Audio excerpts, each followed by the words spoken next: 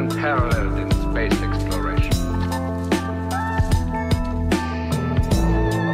La théorie de la nouveauté est un sujet sur lequel je travaille depuis le début des années 70. Elle est inspirée par des expériences avec des plantes psychédéliques en Amazonie. Elle vise à tenter d'étudier le temps, de le déconstruire et de comprendre ce qu'il est. Il s'agit d'une véritable chevauchée intellectuelle qui a abouti à des conclusions assez faciles à énoncer. La première est que la nouveauté, qui est mon terme pour la complexité ou l'organisation avancée, la nouveauté augmente à mesure que nous nous approchons du moment présent.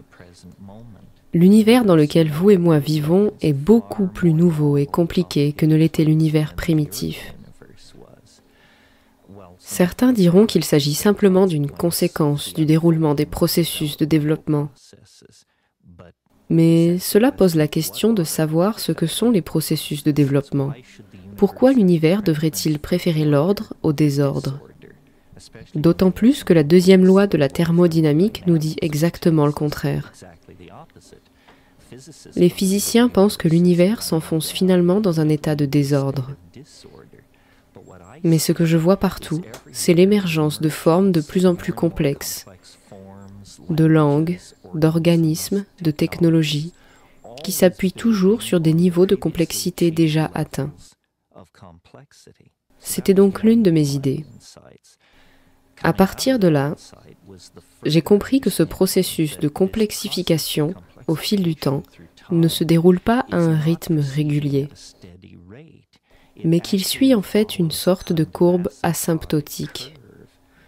En d'autres termes, il se produit de plus en plus rapidement. Ce fut une révélation pour moi, car cela m'a permis, d'un point de vue philosophique, de contextualiser le monde humain et de comprendre que les technologies humaines, les langues, les migrations, les mouvements, les idéologies, ne sont pas différents de la nature.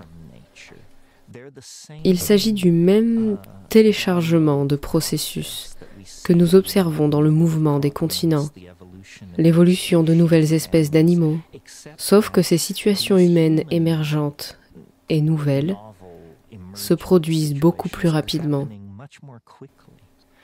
Je vois donc le cosmos, si vous voulez, comme une sorte de moteur qui produit de la nouveauté, une sorte de machine qui produit de la complexité dans tous les domaines, physique, chimique, social, etc., et qui utilise ensuite ce niveau de complexité atteint comme plateforme pour une complexité plus grande. Cela explique notre situation actuelle. Cela explique la ruée vers toutes les formes de nouvelles technologies et d'organisation sociale dans le nouveau millénaire. Mais il n'est pas nécessaire d'être un spécialiste des fusées pour comprendre que si l'univers est complexe, défiant une évolution de plus en plus rapide, il arrivera à un moment où ce taux de complexification se produira si rapidement qu'il deviendra lui-même le phénomène dominant dans le monde de l'espace et du temps tridimensionnel. C'est ce que j'appelle le point oméga, ou l'objet transcendantal de la fin de l'histoire. Et je crois que ce n'est pas si loin. Qu'avec l'émergence de l'Internet mondial, d'une population humaine de plusieurs milliards, et de la noosphère électronique, nous sommes maintenant dans l'ombre de cet objet transcendantal de la fin des temps. Notre religion le sent. C'est ce qui leur donne leur intuition apocalyptique. Et je pense que l'homme et la femme ordinaire dans la rue ressentent une sorte d'accélération intégrée du temps lui-même.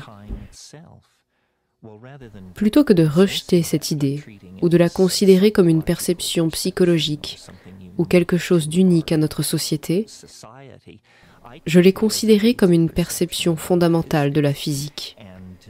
Et j'ai construit des théories mathématiques élaborées autour de cette idée. Et j'ai ensuite trouvé, à mon grand étonnement, une incroyable congruence avec d'autres travaux. Je pense au calendrier Maya et son curieux compte à rebours vers un événement extrêmement unique qui, selon les Mayas, se produirait dans le même laps de temps que celui prédit par mes propres équations, même si, à l'époque, j'ignorais l'existence des Mayas. Il s'agit donc d'un nouveau modèle de temps, basé sur une intuition très réelle que la plupart des gens partagent, à savoir que le temps s'accélère, que les êtres humains font partie de ce processus et que le point culminant de ce processus se trouve maintenant dans le wagon du temps historique. En d'autres termes, je crois que cela se produira en 2012, en décembre, coïncidant avec les mêmes événements que les Mayas ont placés à la fin de leur calendrier. Même si je me trompe, même si c'est 100 ans ou 500 ans plus tard, ce sont toujours des périodes de temps qui, comparées à la vie de la planète, ne sont que des fractions d'un pourcentage. Ainsi, que vous croyiez comme moi que nous pouvons connaître le moment précis de cette transformation du monde du temps, ou que vous pensiez qu'elle est simplement imminente et arrivera rapidement, cela ne fait pas vraiment de différence. Nous sommes tous rassemblés à la fin du processus du développement technologique de cette planète. Nous sommes sur le point de devenir méconnaissables à nous-mêmes en tant qu'espèce. Nos technologies, nos religions, notre science nous ont poussés vers cela pendant des milliers d'années, sans que nous nous éveillions à ce que serait le dénouement. Maintenant que nous en sommes assez proches, je pense que tous, sauf les plus repliés sur eux-mêmes, doivent sentir l'attraction de la transcendance et de la transformation.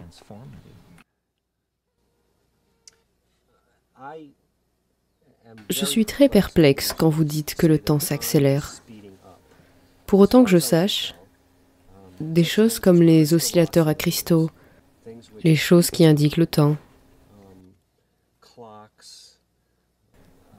la relation entre la rotation de la Terre et le calendrier, la pleine lune, toutes ces choses qui sont des symptômes de notre passage dans le temps ne semblent pas se dérégler.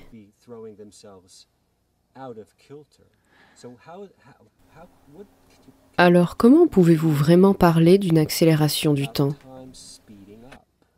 Eh bien, permettez-moi de répondre sous la forme d'une question. Qu'est-ce qui dure le plus longtemps?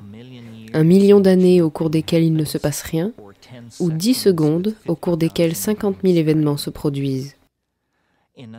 En d'autres termes, le temps n'est réellement perçu que par les événements qui s'y produisent. Et je maintiens que dans l'univers primitif, il ne se passait pas grand-chose. Par conséquent, le temps s'écoulait très, très lentement. Le caractère du temps, à mesure que nous approchons du présent, est qu'il y a de plus en plus de domaines physiques et énergétiques dans lesquels des changements peuvent se produire. Par exemple, l'univers primitif était un pur plasma, un pur essaim d'électrons non associés. Il n'y avait même pas de système atomique, sans parler de la chimie moléculaire, de la vie complexe et spécifique, et des écosystèmes planétaires dynamiquement équilibrés. Chacun de ces phénomènes plus complexes s'est cristallisé ou a émergé, si vous voulez, des systèmes précédents qui avaient vu le jour. Ainsi, lorsque je dis que le temps s'accélère, je veux dire que de plus en plus de choses se produisent. Il se passe de plus en plus de choses. Et si vous posez la question quel serait l'état ultime de la connectivité ou de l'événement, c'est lorsque tous les points sont connectés à tous les autres points. D'une certaine manière, ce concept de connectivité est intimement lié au concept de complexité. Ce que je veux dire, c'est que l'univers est en train de s'organiser. Il relie les points. Il met tout en relation avec tout le reste, et d'une manière ou d'une autre, il y parvient par la production de la conscience. La conscience est une fonction intégrée à la biologie. qui prend des données qui peuvent sembler sans rapport entre elles et les met dans des relations pertinentes les unes avec les autres. Nous disons qu'un organisme coordonne un point de vue. D'une certaine manière, ce qui se passe au fil du temps, c'est que l'univers coordonne un point de vue. Ce faisant, il devient en quelque sorte plus conscient de lui-même, plus proche de l'être et moins proche de la chose. Et comme je l'ai dit, ce processus ne se déroule pas à un rythme régulier, mais de plus en plus rapidement. Il y a plus de connectivité aujourd'hui en une année qu'il n'y en a eu en 1 million d'années ou 1 milliard d'années. D'une manière ou d'une autre, à mesure que nous approchons du présent, nous nous trouvons dans un domaine d'activité et de connectivité interrelationnelle de plus en plus dense. Et le résultat est le même, produisant un globe qui se rétrécit, des technologies de plus en plus immersives, la dissolution des frontières politiques, sociales, de genre et de classes de toutes sortes. C'est ce que je veux dire lorsque j'affirme que l'univers s'accélère. Vous savez, avant l'avènement de l'homme, des êtres humains, les changements les plus rapides sur cette planète étaient les changements génétiques,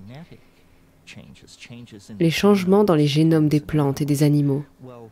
Les biologistes savent que pour qu'une mouche ajoute un éperon à sa patte, ou qu'un oiseau change de plumage, il faut des centaines de milliers, voire des millions d'années d'évolution.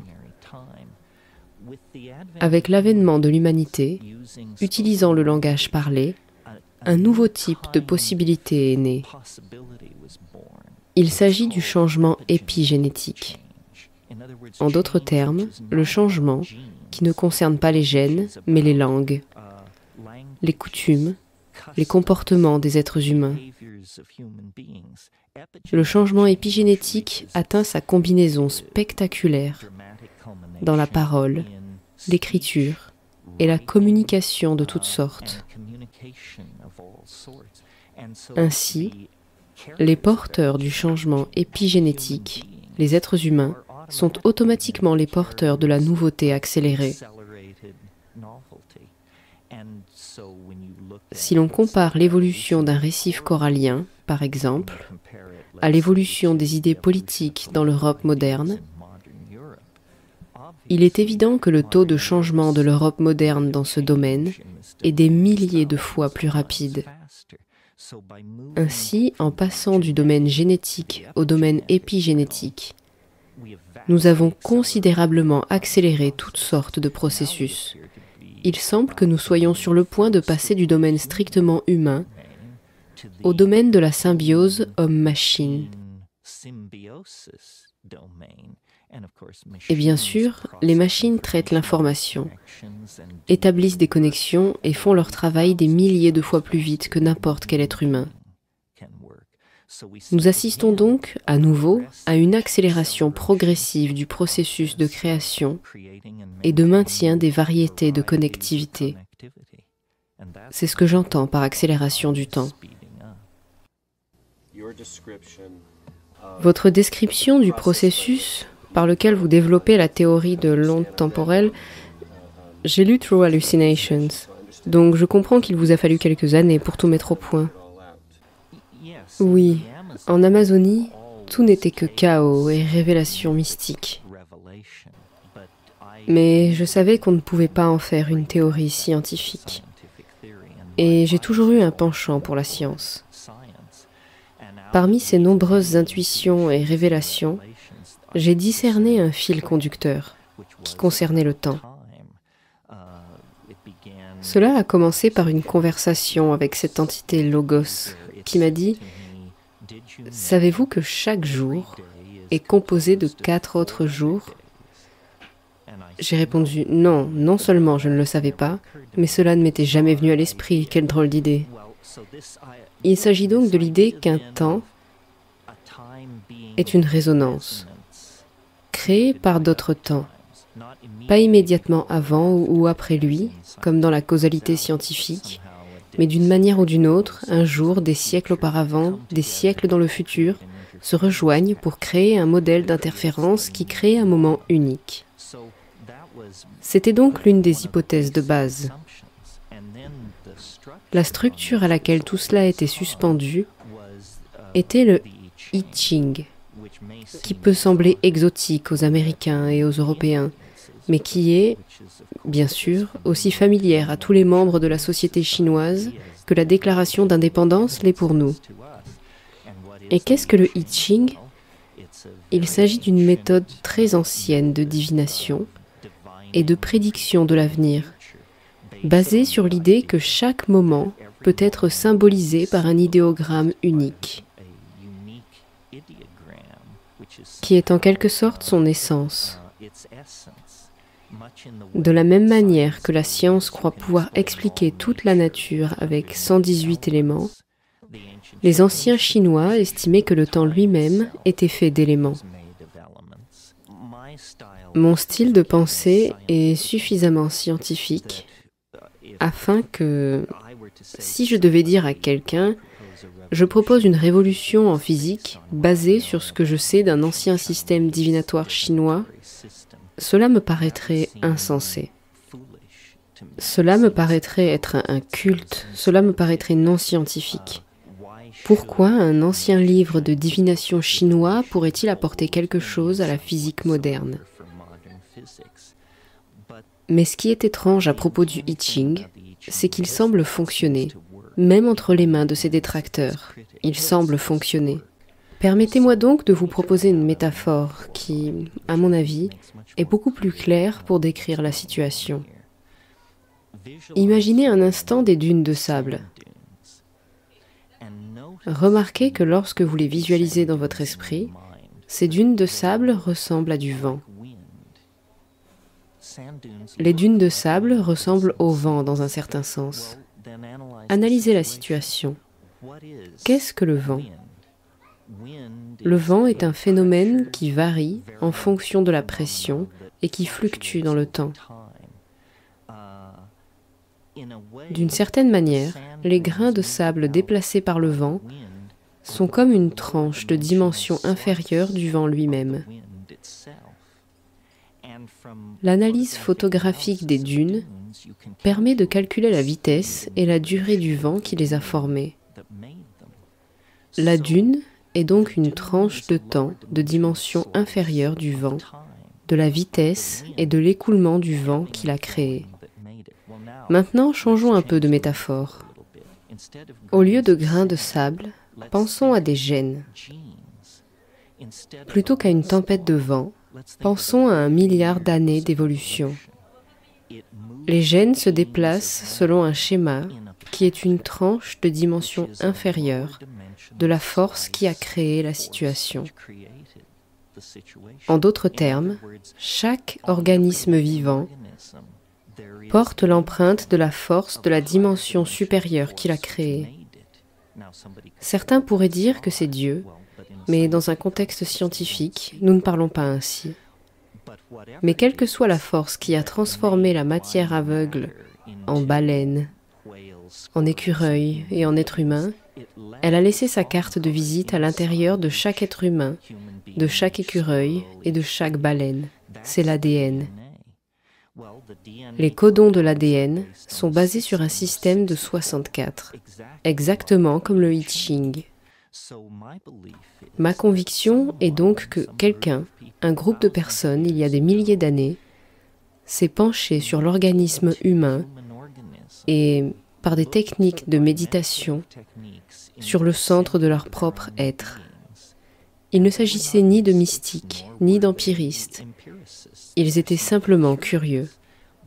Mais au centre de l'expérience méditative, ils ont vu un flux et un reflux, un champ d'énergie qui était dans un état constant de flux, et ils se sont demandé combien d'éléments sont nécessaires pour décrire cette énergie. La réponse était plus de 10, moins de 1000, plus de 20, moins de 500. Et lorsqu'ils ont finalement trouvé la réponse, ils se sont aperçus que 64 situations représentait toutes les situations potentielles possibles, qu'il y avait 64 sous-types de temps et que l'on pouvait tout créer, du couronnement de la Reine Marie à la démission de Madonna, à 64 types de temps. En réalité, le I Ching n'est pas un livre de mystique chinoise. Il s'agit d'un livre de dynamique moléculaire qui permet de voir à travers la biologie, la physique qui a permis à la biologie d'exister. Et j'en discuterai avec n'importe quel spécialiste, quel que soit son degré d'acharnement et d'empirisme, car je pense que la coïncidence entre la structure du I Ching et la structure de l'ADN est stupéfiante. Il ne s'agit pas d'une simple correspondance entre 64 et 64. Tous les processus qui se produisent dans l'ADN peuvent être facilement modélisés à l'aide des hexagrammes à 6 lignes qui composent le I Ching. C'est un peu comme si la science occidentale était fascinée par l'énergie. Pendant 5000 ans, nous avons cherché à comprendre l'énergie. Et ce processus se termine par des explosions nucléaires thermiques dans les déserts du sud-ouest américain. Nous pouvons allumer le feu qui brûle au cœur des étoiles lointaines. Nous savons comment le faire. C'est ce que l'esprit occidental a réalisé, les questions politiques mises à part. L'esprit oriental ne s'intéressait pas à l'énergie. Il s'intéressait au temps. Et ils ont passé 5000 ans à le déconstruire, à l'examiner. Et vous n'utilisez pas de pulvérisateur d'atomes, vous n'utilisez pas d'énormes pressions physiques. C'est un problème différent, qui nécessite différents outils. On médite, on regarde à l'intérieur de soi, on étudie le mouvement de l'eau autour des cailloux, on considère la situation, on étudie l'histoire. Quoi qu'il en soit, l'essentiel est que les personnes qui ont cherché à comprendre le temps sont parvenues à une relation au temps aussi sophistiquée que la relation occidentale à la matière, exprimée par notre capacité à déclencher la fusion et la fission. L'Occident a donc beaucoup à apprendre de ses efforts orientaux pour comprendre le temps. Et ce n'est pas nécessairement mystique. Ce que j'ai fait est entièrement mathématique. Ce n'est pas transparent pour une personne qui n'a pas étudié les mathématiques, mais pour un mathématicien professionnel, c'est tout à fait trivial. Il n'y a rien d'occulte là-dedans. Et je pense que la véritable compréhension peut être communiquée et décrite formellement à l'aide des mathématiques. Et c'est ce que nous avons ici. Nous sommes sur le point de fusionner la science occidentale avec, entre guillemets, le mysticisme oriental, qui n'a rien de mystique, si ce n'est que nous l'appelons mysticisme. Mais la fusion de ces deux points de vue va nous donner une compréhension complète de l'univers, de l'espace, du temps, de la matière et de l'énergie. Je voudrais parler de l'attracteur étrange. À la fin de l'histoire, nous n'avons jamais considéré la notion que nous sommes attirés, par opposition au fait que nous continuons simplement à avancer pour toujours. Et c'est certainement une chose sur laquelle les gens vont s'interroger. Eh bien, vous savez, au début du 19e siècle, si vous parliez du fait que la nature avait un but, on pensait que vous étiez contre l'évolution. Parce qu'au 19e siècle, on s'efforçait d'éliminer tout ce qui ressemblait à la préformation, à la téléologie, au but ou à Dieu. Toutes ces choses que l'on essayait d'éliminer de la théorie de l'évolution.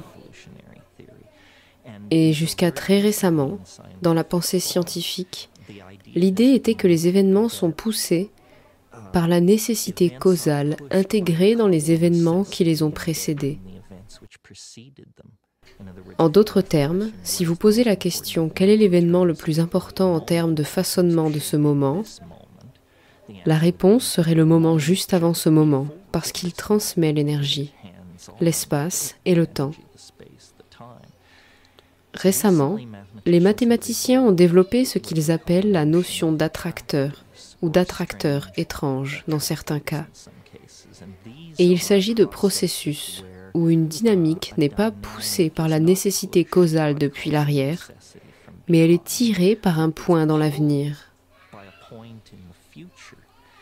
On pourrait presque dire, par exemple, que si l'on lâche un roulement à billes sur le bord d'un bol, son attracteur se situant au fond du bol, le roulement à billes va rouler jusqu'au fond, puis jusqu'à l'autre paroi en cycle de plus en plus court, jusqu'à ce qu'il s'immobilise exactement dans le fond du bol. Du point de vue des nouvelles mathématiques, le fond du bol est un bassin d'attraction, et le roulement à billes est tombé sous son influence. Donc, j'ai toujours douté que la théorie de l'évolution, sans but et sans téléologie, puisse produire un monde aussi complexe que celui que nous voyons autour de nous, en peu de temps, 5 milliards d'années de vie sur Terre. Il semble que ces processus ne sont pas simplement déroulés dans un paysage génétique plat.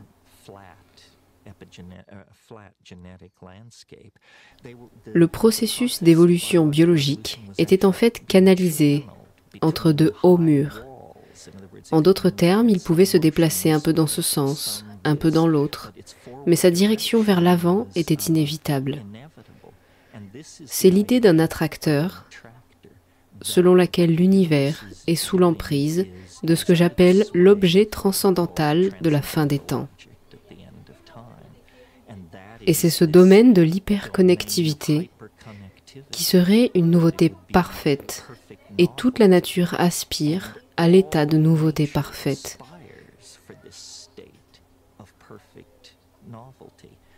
On pourrait presque dire que la nature a horreur de l'habitude. Elle recherche donc la nouveauté en produisant divers types de phénomènes à tous les niveaux de la biologie, de la chimie et de la société. L'univers a donc une raison d'être. Cet état d'hypercomplexification dans lequel tous ces points sont reliés les uns aux autres. Il devient ce que les mathématiciens appellent une cotangente. Et cela donne à l'univers le sentiment d'être imprégné d'une présence bienveillante. Cela donne l'impression que la nature tend vers quelque chose. Et cela change notre propre position éthique et morale dans l'univers. Parce que la science nous dit que nous sommes le produit d'un accident cosmique, que nous sommes au bord d'une galaxie ordinaire dans un système stellaire ordinaire, et que nous sommes sacrément chanceux d'être ici. Et c'est tout, c'est notre place. Une notion très existentielle de notre place dans le cosmos. Mais si vous adoptez cet autre point de vue, que le processus est sous l'influence d'un attracteur et que la valeur maximisée par l'attracteur est la nouveauté, soudain, pour la première fois en 500 ans, les êtres humains reviennent sur le devant de la scène. Parce que nous sommes ce qu'il y a de plus nouveau sur cette planète. Nous sommes tout ce que la biologie est, plus la technologie, le langage, la politique, la philosophie, l'art, etc. Soudain, les êtres humains deviennent importants, non pas en tant que simples témoins cosmiques d'un cosmos dépourvu de sens, mais en tant qu'avant-garde d'un cosmos qui se glorifie de l'ordre et qui évolue vers des niveaux d'ordre plus élevés.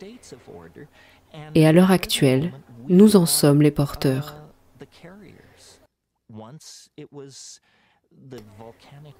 Autrefois, c'étaient les processus volcaniques qui ont façonné cette planète.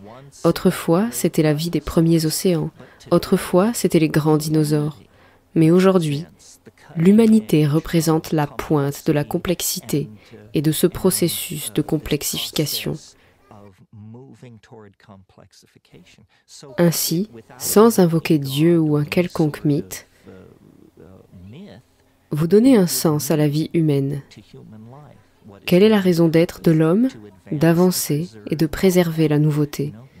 C'est une position éthique. Cela signifie que vous ne remplacez pas les forêts tropicales par des pâturages, que vous ne censurez pas les livres, que vous n'exercez pas de pression sur les personnes qui font des choix de genre différents des vôtres. Le but de l'être humain est de complexifier encore plus la réalité pour transmettre à nos enfants un univers plus diversifié, plus compliqué, plus multiphasé.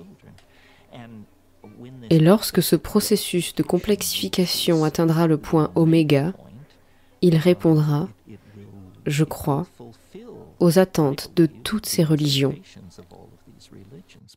Mais il le fera d'une manière scientifique, mature et universelle, qui fait défaut à toutes ces religions, parce qu'elles reflètent toutes leurs origines paroissiales.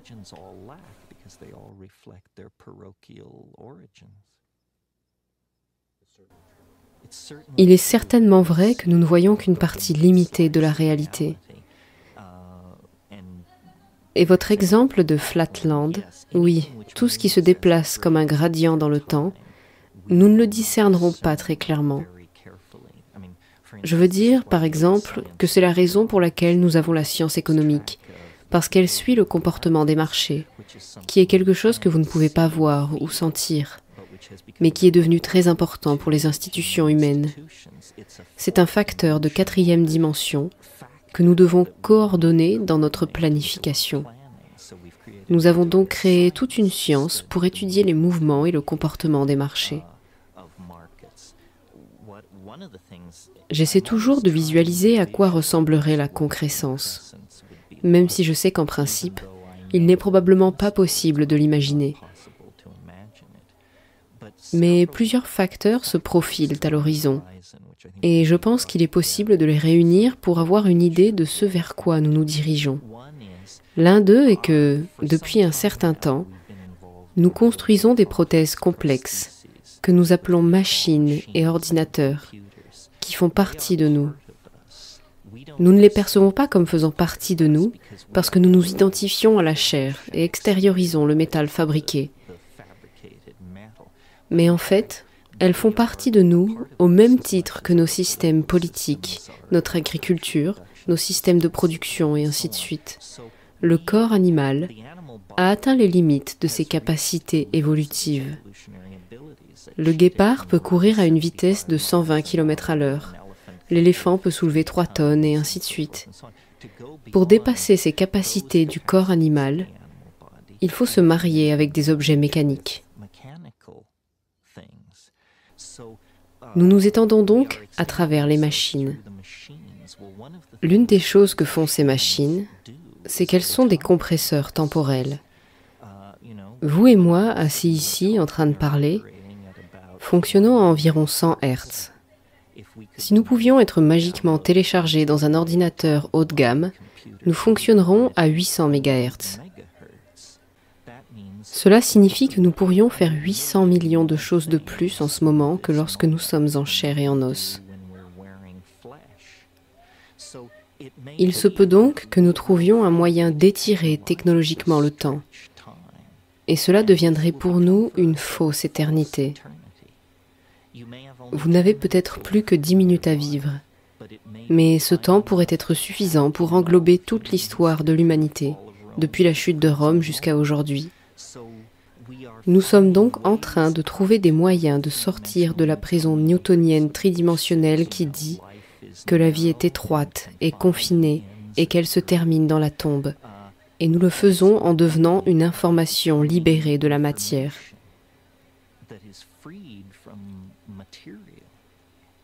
Cela nous permet d'atteindre une ascension vers les prochaines modalités dimensionnelles. L'information n'est pas limitée dans le temps et l'espace comme nous le sommes. Nous parlons de la difficulté de déplacer un objet à la vitesse de la lumière.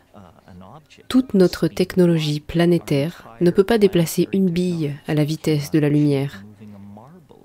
Mais nous pouvons déplacer des informations à la vitesse de la lumière, des tétraoctets. Nous le faisons tous les jours. Nous voyons donc que nous nous tenons comme des enfants au bord de l'océan d'information. Nous y mettons les pieds et nous nous demandons si nous pourrions nager dans cet océan. Qu'est-ce que ça fait d'être mouillé dans cet océan? Qu'est-ce que ça ferait d'entrer dans ce nouveau médium? Les premiers amphibiens ont dû être confrontés à un dilemme similaire. Ils ont regardé la Terre et se sont demandé s'ils pouvaient quitter l'océan. Pourrions-nous aller dans ces endroits? Pourrions-nous respirer de l'air et faire la transition vers un environnement aussi hostile et aliénant que la Terre? Il s'agit donc de ruptures majeures. Mais dans tous les cas, la réponse a été oui. Et tôt ou tard, quelqu'un l'a fait, et toutes les générations suivantes ont suivi. Ce qui est fascinant à propos de cette transition particulière, c'est que nous sommes conscients des implications, nous qui ferons la transition, dans un certain sens, un sens limité, comprendrons ces implications, alors que je ne pense pas que ce soit le cas pour les animaux qui ont quitté l'océan primordial. Ils agissaient simplement par instinct aveugle et selon des comportements dictés par l'évolution. Mais les degrés de liberté qui nous sont accessibles sont si variés que nous pouvons en fait apprécier pour la première fois nos circonstances. Et nos circonstances sont inspirantes.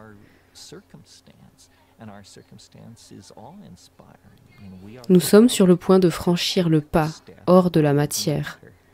La planète est sur le point de connaître l'événement le plus profond qu'il soit possible d'imaginer. La libération de la vie organique, de la chrysalide de la matière.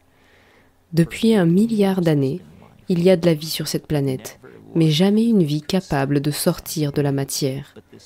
Mais c'est manifestement ce qui se prépare, et nous avons le privilège d'être au cœur de cet événement. Vous venez de dire que nous allons au-delà de la matière. Je n'arrive pas à comprendre ce que vous voulez dire. Pouvez-vous essayer d'en parler un peu plus ? Eh bien, tout d'abord, je ne peux pas non plus imaginer ce que nous voulons dire. Je pense que le test consiste à imaginer ce que cela pourrait signifier. Peut-être que le concept qui nous permettra de faire le lien est la réalité virtuelle. De toute évidence, nous sommes sur le point de construire des mondes assistés par ordinateur qui, entre guillemets, n'existent pas vraiment, mais dont nous ferons l'expérience de la même manière que nous faisons l'expérience des rêves ou de l'imagination. Et je pense que c'est là que les substances psychédéliques entrent en jeu. Les chamans ont toujours accédé à un domaine d'information non physique par la transe. D'une certaine manière, il n'y a rien de nouveau ici. Cela fait partie du renouveau archaïque.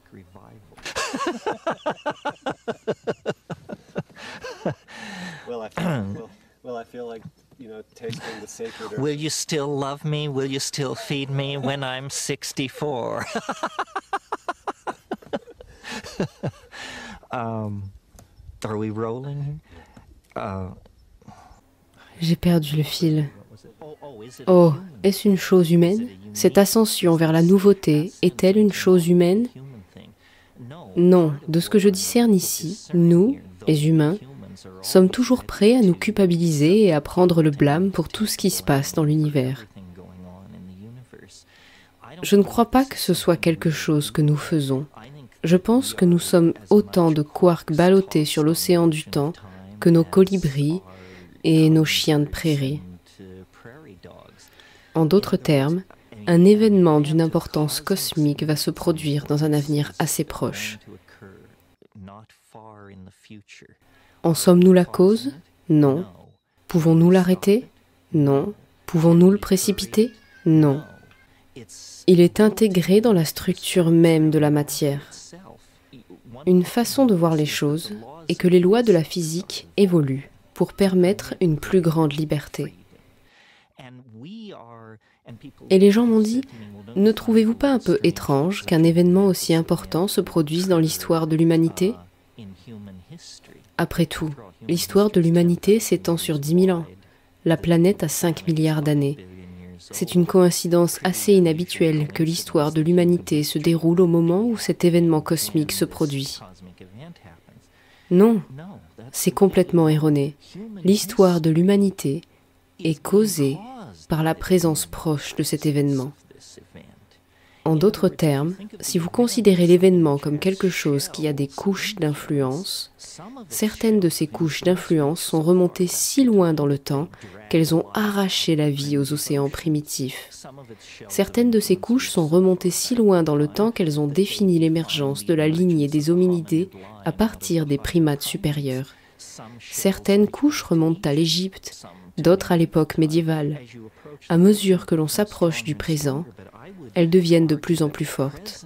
Mais je dirais que la présence de la civilisation humaine sur cette planète est la preuve la plus solide que la matière et les processus organisationnels sont sur le point de faire une sorte de saut vers un nouvel ordre d'être.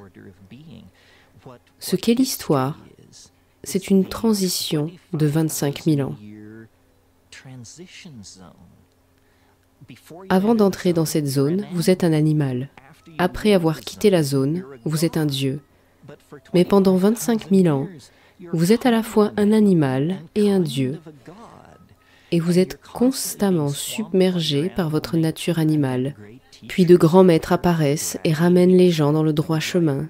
Et nous sommes schizophrènes dans l'histoire. Un de mes amis a dit un jour que l'histoire est l'onde de choc qui précède l'eschaton. J'en suis absolument convaincu, et je pense qu'à mesure que les processus historiques s'intensifient, il est raisonnable de croire que nous sommes de plus en plus proches de l'eschaton. Si mes idées semblent étranges à quelqu'un, je lui demande « Pouvez-vous imaginer cette planète dans 500 ans ?» Compte tenu de la propagation des rythmes historiques et scientifiques ordinaires de développement et de découverte, pouvez-vous imaginer cette planète dans 1000 ans? Non, personne ne peut l'imaginer. Parce que des processus sont actuellement à l'œuvre qui réécrivent si totalement le scénario que personne ne peut imaginer 100 ans ou 200 ans dans le futur. Parce que les découvertes qui seront faites dans ce laps de temps réécriront si totalement l'expérience humaine d'elle-même et de l'environnement que nous ne pouvons pas voir loin dans l'avenir. Cela m'indique que l'avenir est en train d'exploser et de se déployer de manière asymptotique dans une sorte de super-espace culturel. Et notre propre perplexité face à l'impossibilité de concevoir un véritable avenir, compte tenu des forces politiques, sociales et technologiques en jeu, en est la preuve. Avant d'aller plus loin, j'aimerais que vous essayiez de me donner une définition de concrescence et d'eschaton. Revenons sur eschaton. Eschaton est un bon mot issu de la théologie. Il signifie simplement la dernière chose. La dernière chose est l'eschaton, et c'est la transformation de tout en une seule chose. Pour les théologiens, c'est Dieu. Pour les matérialistes, c'est peut-être autre chose. Mais l'eschaton est la dernière chose. L'eschatologie est l'étude du moment de la dernière chose. Quel était l'autre mot ? Concrescence. C'est un concept un peu plus délicat. Je l'ai emprunté à Alfred North Whitehead. Le mot concrescence est l'idée de quelque chose qui grandit ensemble, qui devient plus dense, plus connecté, plus défini dans l'espace et dans le temps. Lorsque je parle de l'objet transcendantal de la fin des temps, ou de l'avènement de l'eschaton, ou de l'hyper-nouveauté, je veux dire que le processus de concrescence de l'intention humaine et biologique atteint une sorte de maximum. Concrescence est la fin du processus de devenir. Le devenir n'est pas l'être véritable. L'être véritable existe à la concrescence. Le type d'être que nous expérimentons est un état partiel de l'être, tout comme l'histoire est un état partiel de la concrescence. L'histoire nous place définitivement en dehors du monde de l'intention biologique, de l'esprit animal. Mais l'histoire ne nous met pas en présence de l'eschaton. Il s'agit d'un processus partiel, et la concrescence est ce qui attend à la fin. L'eschaton est la concrescence.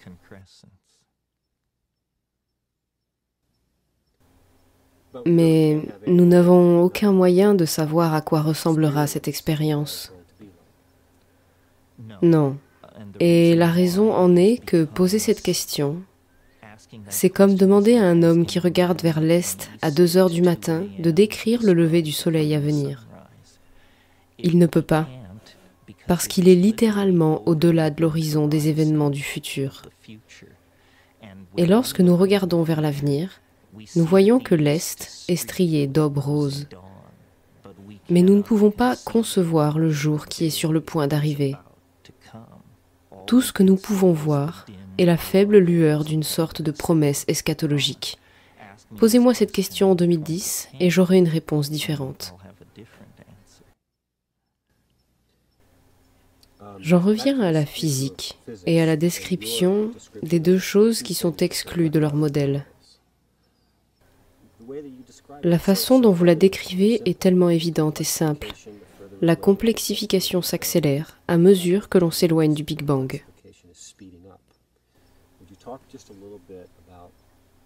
Pourriez-vous nous parler un peu de la relation entre ces observations et le monde des physiciens, de leurs efforts pour définir la réalité et de la raison pour laquelle ils n'utilisent pas, n'incluent pas dans leur modèle certains aspects que vous soulignez?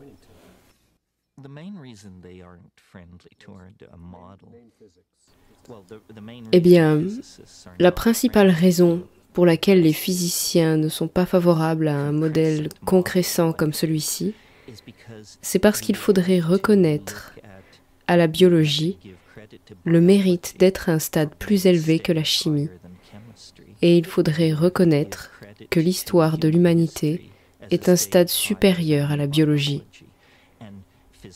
Et les physiciens étudient la physique. Si vous étudiez la physique, il n'y a pas de biologie. Vous n'avez pas à vous occuper des questions de biologie quand vous étudiez la physique. Je veux dire qu'il y a quelque chose qui s'appelle la biophysique, mais ce n'est pas bien perçu en physique ou en biologie. Les physiciens tentent donc d'ignorer la biologie. Même si la vie sur cette planète date de 4,83 milliards d'années, les physiciens n'en tiennent pas compte. Ils l'appellent un épiphénomène. Quand vous parlez aux sociologues, ils n'accordent aucun crédit à la physique. La science a compartimenté la nature afin de l'analyser, et il n'y a pas de théorie de la nature en tant que telle. Et c'est vraiment ce que je propose.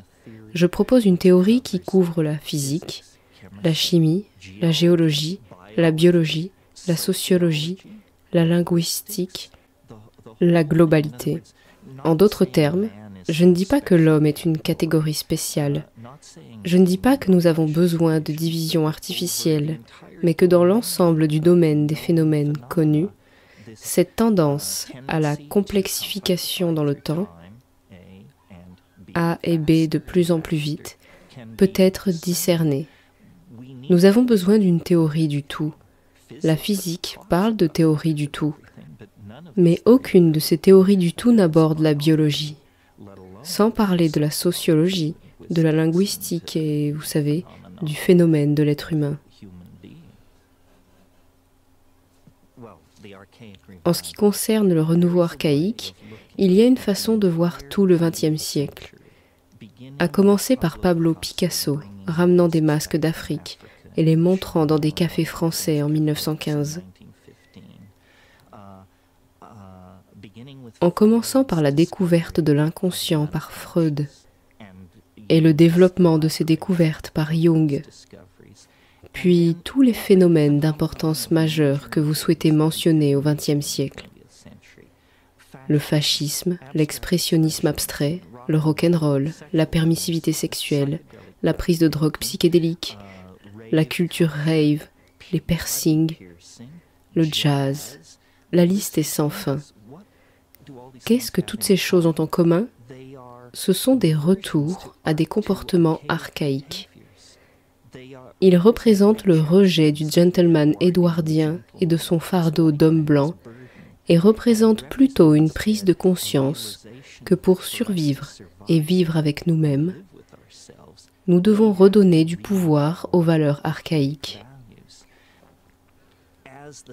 Au fur et à mesure que le siècle s'est déroulé, la compréhension de ce que signifie réellement redonner du pouvoir aux valeurs archaïques a changé. Jung et Freud ont découvert l'inconscient, découvert que nous ne sommes pas tous des dames et des messieurs, mais qu'il y a un cannibale tapi à l'intérieur. La découverte du LSD par Albert Hofmann a démontré que cette nature sauvage intérieure est accessible à la plupart des gens par le biais de la chimie. Plus tard, on a compris que l'ingrédient clé du chamanisme actif étaient les plantes psychédéliques, les expériences psychédéliques, et que cela bouclait la boucle entre l'impulsion vers l'archaïque et les impulsions de la science moderne et de la médecine moderne. La clé est l'expérience psychédélique. C'est ce qui fait du chaman un chaman.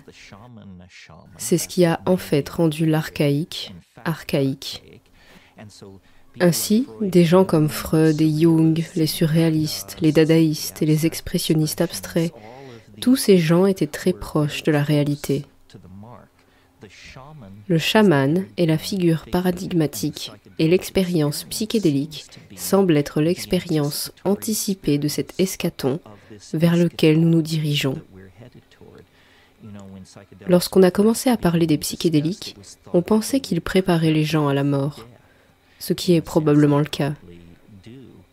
Mais de la même manière qu'ils préparent à la mort, ils préparent à la transformation.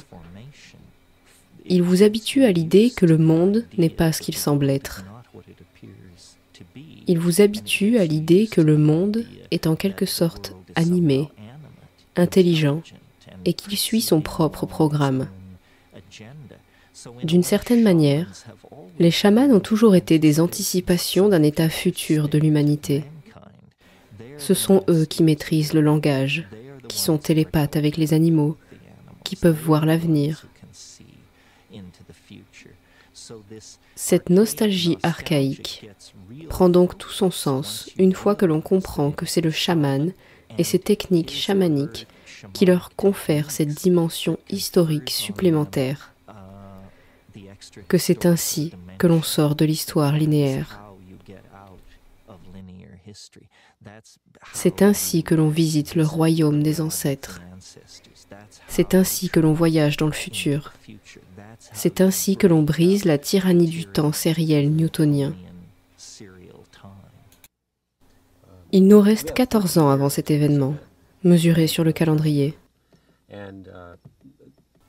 Et vous savez, une façon ordinaire de décrire l'époque dans laquelle nous vivons est de dire qu'elle est très très chaotique, remplie d'actes d'un mal indescriptible.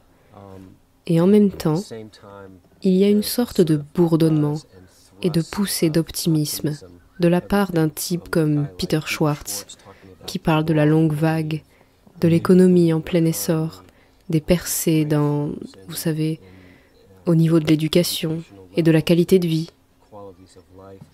Mais il s'agit bien d'une dynamique où l'on trouve les extrêmes du bien et du mal. Pourriez-vous nous parler un peu de la relation entre cette dynamique et la poursuite de l'apogée de la nouveauté? Eh bien, la nouveauté n'est pas nécessairement bonne ou agréable. La nouveauté est complexe, c'est ce qu'elle est. Et donc, je vois vraiment une concaténation de tendances et de forces, ici à la fin. Ça va devenir de plus en plus bizarre. Le niveau de contradiction va s'élever de façon atroce, même au-delà des niveaux actuels atroces de contradiction.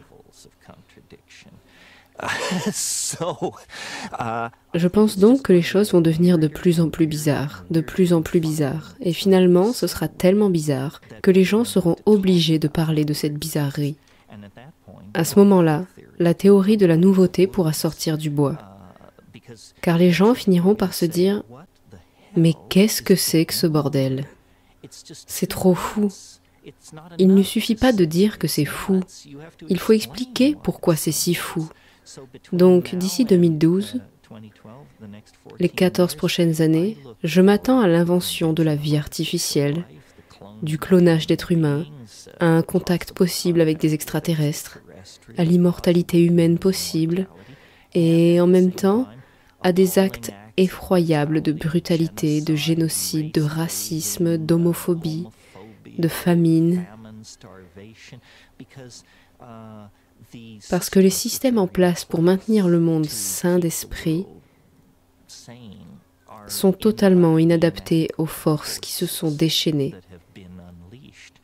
L'effondrement du monde socialiste, la montée en puissance d'Internet, ce sont des changements si immenses que personne ne pouvait imaginer qu'ils se produiraient un jour. Et maintenant qu'ils se sont produits, personne ne se soucie de dire à quel point c'est important. Le fait que l'Union soviétique n'existe plus, les gens n'en parlent plus. Mais lorsque j'étais enfant, l'idée que cela puisse un jour changer était inconcevable. La bonne nouvelle, c'est qu'en tant que primates, nous avons une incroyable capacité d'adaptation au changement. Mettez-nous dans le désert, nous survivons. Mettez-nous dans la jungle, nous survivons. Sous Hitler, nous avons survécu. Sous Nixon, nous avons survécu. Nous pouvons supporter à peu près n'importe quoi et c'est une bonne chose, parce que nous allons être testés jusqu'aux limites de l'effondrement de tout. Et c'est pourquoi la droite est si alarmée, parce que ce qu'elle voit se produire est l'effondrement de toute tradition, de tout ordre, de toutes les normes de comportement sanctionnées. Et ils ont tout à fait raison de dire que c'est en train de se produire, mais ils ont tort de conclure qu'il faut s'y opposer ou qu'il s'agit d'un mal.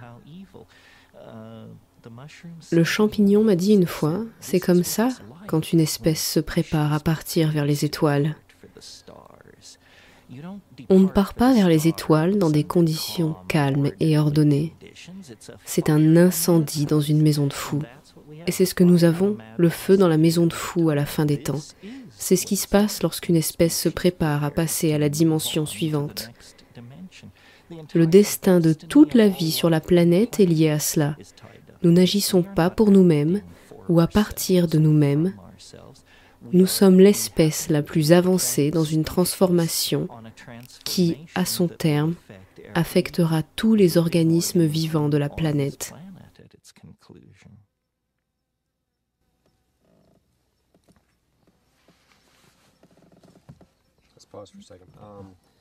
Je vois comment, avec Jenkins, qui parle de cosmologie galactique, c'est comme si notre maison continuait à s'étendre. Nous sommes passés du village à l'État-nation, puis à la planète. Maintenant, nous sommes prêts à embrasser l'ensemble. Alors parlons des conclusions de l'esprit archaïque quand il y parvient. La grande différence entre la compréhension archaïque et ce qu'on appelle le matérialisme scientifique est que l'esprit archaïque comprenait, en fait percevait, que la nature est consciente, qu'elle est vivante, qu'elle est un organisme plein d'intentions. Le but de l'esprit archaïque est de se connecter, de communiquer et de s'aligner sur cette grande totalité qu'est Gaïa, que l'on appelle parfois la nature, le grand esprit, le royaume des ancêtres. Mais c'est ce que l'esprit archaïque comprenait et avec quoi il était à l'aise. Et en fait, c'est vrai.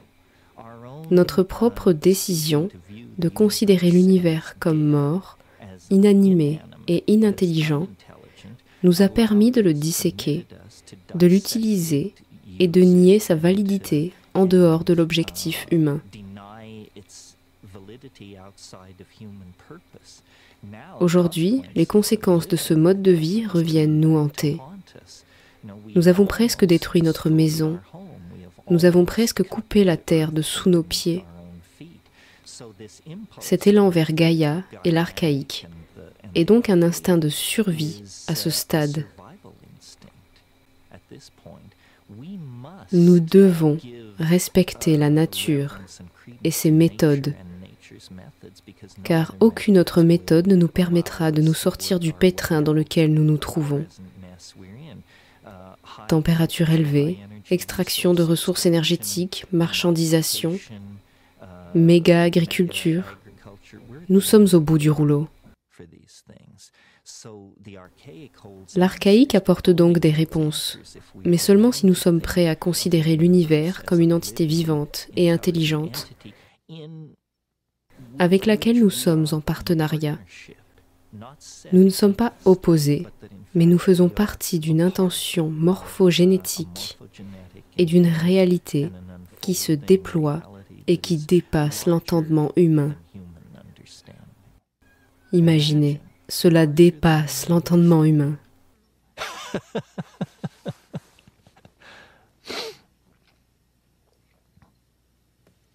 Donc toute la galaxie de la Voie lactée est un être? Eh bien, c'est une sorte d'organisme, oui. La galaxie est une sorte d'organisme. Vous pourriez la considérer comme la résonance fractale de la cellule. La galaxie a un noyau de matière très dense, où se déroulent des processus très mystérieux, puis elle a une enveloppe cytoplasmique d'étoiles et de nuages de gaz qui entourent ce noyau. Enfin, elle est un individu très distinctement défini par le vaste vide qui la sépare de la galaxie suivante. Oui, je pense que la nature construit par intention fractale et que tous les organismes ont un noyau, puis un entourage diploïde, qu'il s'agisse de la cellule, du système solaire, de la Terre ou de la galaxie. Dans le cadre du processus de conservation de la nouveauté, les structures sont créées avec des noyaux plus complexes que leurs quartiers périphériques. À mon avis, une galaxie suspendue dans l'espace est une image de la vague temporelle. Chaque étoile est un point de données dans une énorme simulation informatique de la vague de nouveauté. C'est pourquoi elle a cette structure en spirale. Les scientifiques sont très perplexes quant au fait que les galaxies ne se séparent pas. Elles ne semblent pas avoir une masse suffisante pour que leur gravitation les maintienne ensemble. On a beaucoup parlé de la matière noire comme d'un facteur manquant. Eh bien, le facteur manquant est la nouveauté. La galaxie reste unie parce qu'elle veut être une galaxie. En d'autres termes, elle veut s'accrocher au niveau de morphologie inédit qu'elle a atteint. Elle a un réel appétit pour s'exprimer sous cette forme. C'est pourquoi les galaxies sont des spirales. Et dans un sens, ces spirales sont de très grandes images de l'onde temporelle où nous pouvons enfin la voir sans la confondre avec son arrière-plan ou son premier plan. Ainsi, tout s'organise fractalement, en spirale, avec un centre dense dans son domaine spatial et un centre dense dans son domaine temporel. Nous sommes comme ça, les galaxies sont comme ça, les planètes sont comme ça, les étoiles, les nuées d'oiseaux, les récifs coralliens. Mais dans le cas de la galaxie, il est particulièrement facile d'observer la structure, parce que la chose est si énorme que ses forces dominent et amortissent les autres forces qui pourraient la déformer.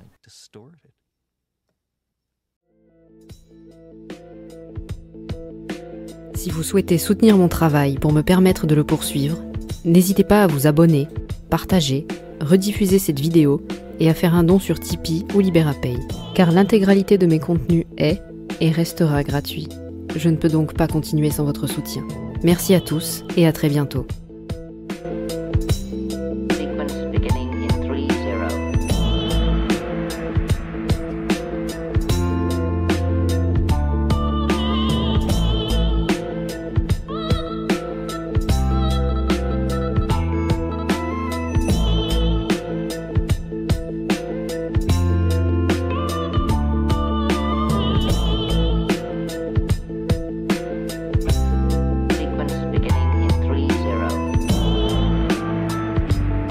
My friends, we stand on the brink of a feat unparalleled in space exploration.